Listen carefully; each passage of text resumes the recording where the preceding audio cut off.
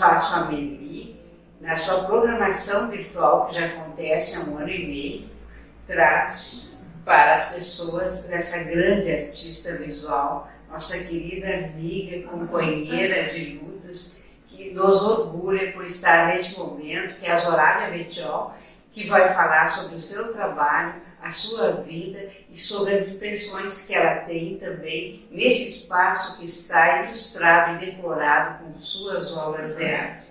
Muito bom conversar contigo, fica à vontade aqui, Zorávia, e felicidade. Essa é uma conversa assim, que só vai trazer conhecimento, luz e alegria para a arte do nosso estado, para a arte da Zorávia, para que nossos governantes tenham também políticas culturais, né, que são fundamentais. Não existe vida sem arte e sem artistas.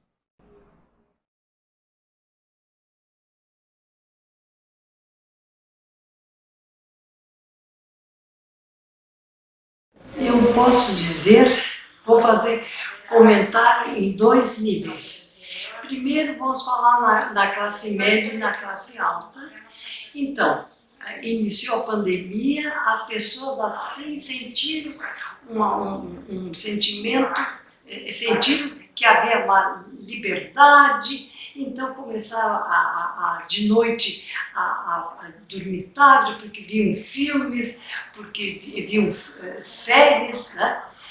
Só que isso tudo cansa, né? E aí houve um segundo momento que muita gente triste, muita gente deprimida, né? Mas tinha o conforto das suas casas, não é? Bom, agora vamos falar no outro patamar, as classes mais desfavorecidas. Então, a coisa foi ultra dramática, desastrosa, porque querer que pessoas que vivem, às vezes, 4 ou 5 pessoas numa pequena peça, ficassem, então, enclausuradas, muito difíceis, e algumas tinham que sair para trabalhar e acabavam infectando as outras, né? E aumentou exponencialmente as agressões verbais, agressões físicas, agressões sexuais, né? E as crianças sofreram muitíssimo. Só que cada vez isso piora, porque o governo Bolsonaro acha que, não sei se riu ou se choram, que R$150 é um auxílio mensal. Sim, só dá para um botijão de gás. E o resto? Então é uma situação desumana. Isso tinha que ter nem 600, mil e poucos reais para cada família. E se não tem dinheiro, nós estamos no Brasil atrasadíssimos tem que haver, como se diz, para as grandes fortunas tem que haver taxação das grandes fortunas, taxação também dos ordenados exorbitantes. Então, quando há vontade política, se resolve, e no Brasil teria maneira. Mas nós temos uma pessoa, um doente mental e genocida, então as coisas estão cada vez pior.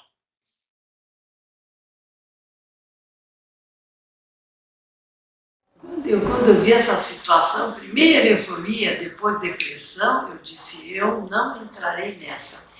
Qual foi a solução?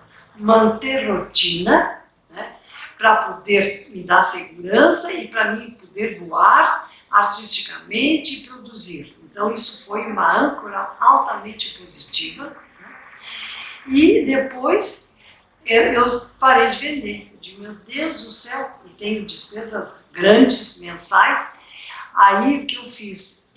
As minhas obras todas sofreram desconto de 20% e 30%, e mesmo assim vendi em 10, 12 vezes, aí as coisas se equilibraram, não é? Então aí que a gente também tem que ter sensibilidade para ver, conforme as circunstâncias, a gente tem que descobrir a melhor maneira de lidar com elas. Então, para mim, isso foi bem. não é? Depois, outra coisa que me ajudou muito, eu moro em uma casa com 400 e poucos metros quadrados, eu moro sozinha, tenho um jardim agradável, tenho uma pracinha na frente e eu preciso e adoro natureza. Então, as condições para mim foram ótimas, né?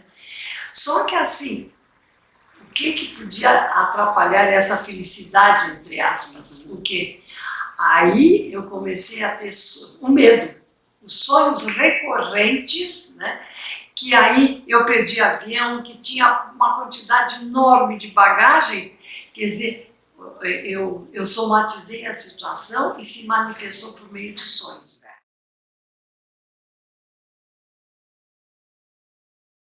Foi em março que iniciou a pandemia e até dezembro, gente, eu participei de 20 projetos diferentes, de exposições, de lives, de seminários no Brasil e no exterior. E a primeira coisa que eu comecei a fazer foi a série Ícones. E eu tinha os esboços dela, e aí o meu funcionário só trabalhava em vez de 5 dias, 3 dias por semana, porque ele ia e voltava de Uber. Então eu corri bastante para aproveitar bem o tempo, não é? Então, que personagens que eu fiz na série Ícones? Alguns que eu já trabalhava, como Iemanjá, que eu adoro, né? Depois Alice nos País das Maravilhas, que eu cheguei a fazer uma exposição, o Mundo Fantástico de Alice. Depois, que mais? Também a Penélope, Ulisses, também as personagens gregas, né? Depois sobre o circo. Então, muita coisa que eu abordei são personagens que e figuras icônicas que eu já abordava anteriormente. O Mário Quintana, por exemplo, eu fiz uma série sobre o Mário, 2 instalações sobre ele, não é? Então, agora houve novidades. Na dança, eu abordei como é o nome dela? Tamara Tomanova, né? E o Pinóquio, que eu não tinha abordado ainda. E depois, na ciência, eu abordei a Ana, a Ada Byron, então eu abordei a Ada Byron, ou a Condessa de Lovelace. Então, essa eu não tinha abordado, embora eu sou fã da trajetória dela, pessoal e também profissional.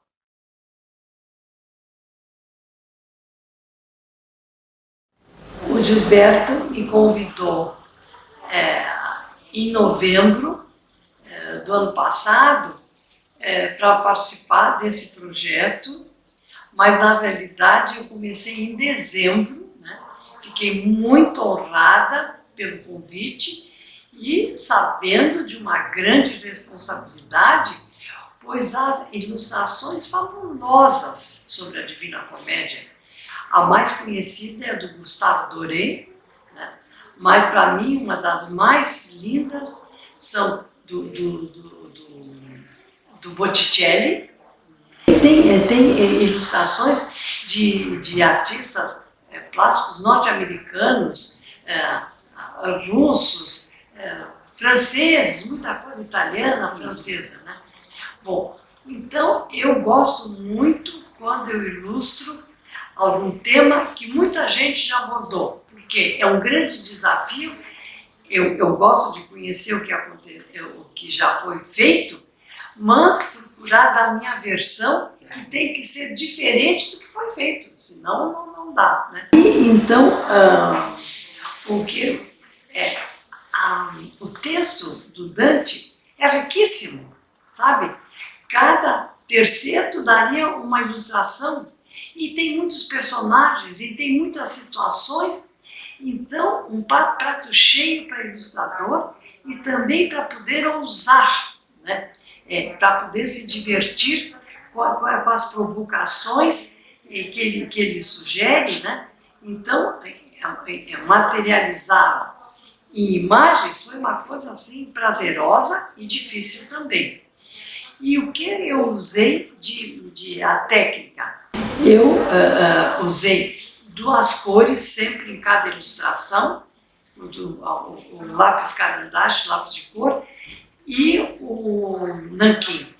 E depois eu fiz ampliações para vender, né? Das 45 ilustrações, não, das 37 ilustrações, eu fiz ampliação delas, então elas em papel A3, com tintas minerais, que elas duram mais de 100 anos, né? No papel a alfa-celulose, que as pessoas olham, né, compram e dizem assim, mas isso não é original? Não, não é. Olha para o original, é impressionante. O Gilberto fez essa versão, né, A Divina Rima, um diálogo com a Divina Comédia do Dante Alighieri, e ele fez fez em tercetos, sabe? Da mesma forma que o Dante fez, ele fez, e ele tem muita cultura e muita facilidade de expressão escrita e verbal, então ficou uma obra muito valiosa. Não é?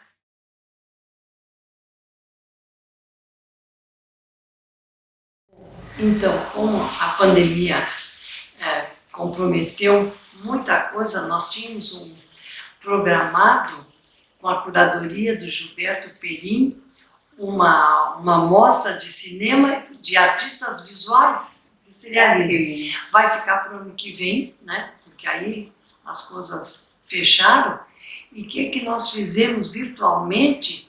Se lançou a marca do Instituto, a identidade virtual, né? Foi pela Beatriz Escomazon. Então, isso foi a firma dela se chama Zon, não é? E ficou muito lindo o trabalho. Então, se fez uma live e que as pessoas falaram, a diretoria falou muita coisa, foi um pretexto para se falar muita coisa sobre o Instituto que também já tinha acontecido, né? E agora, de momento, nós temos já alguns meses, também foi feito virtualmente, a exposição Amazônia Index 2021. Então, isso, depois tem que se pôr o link para as pessoas poderem acessar, não é? E o que nós vamos falar? São 10 artistas que apresentam aspectos diferentes sobre a Amazônia, e nós estamos programando a Associação Francisco Lisboa e o Instituto Zorabe Bettiol, uma grande exposição também, porque continua palpitante, importante o tema Amazônia, né, que tenha então a seleção dos artistas para março ou abril do ano que vem.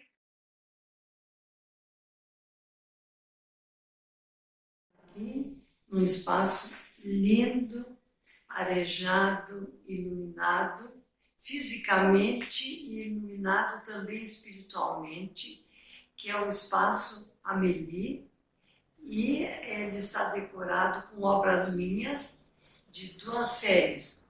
Uma é da série Brasil 2016, então nós temos que estão na escada, né? Então nós temos as obras Minha Casa, Minha Vida, deve ser mantido, é relacionado aos programas, não é? Depois a outra, a demarcação de terra urgente, alude às dificuldades da demarcação das terras indígenas, dos povos indígenas brasileiros, do quilombola. A outra é a baixa terceirização do trabalho, que é uma coisa bem difícil, e a outra ainda é Pare de Ameaçar o ProUni, E nós temos também o Golpe Veste Toga e Paz Ameaçada. Bom, quanto às outras obras que estão aqui atrás desse sofá, nós temos, assim, essa série se chama Sentar, Sentir, Ser, as ações que o ser humano pode realizar no ato de sentar. Eu acabei ilustrando 39 ações, né? E aqui nós temos, aqui atrás, não dá para ver, filmar, meditar, magicar, comer e jogar. Então também tem, algumas têm lirismo e também tem humor. Eu gosto muito assim, que tenha humor, né? E também poderia se fazer muitas versões sobre comer. A versão que eu fiz aí é mais a glutonia, né? O pecado da gula.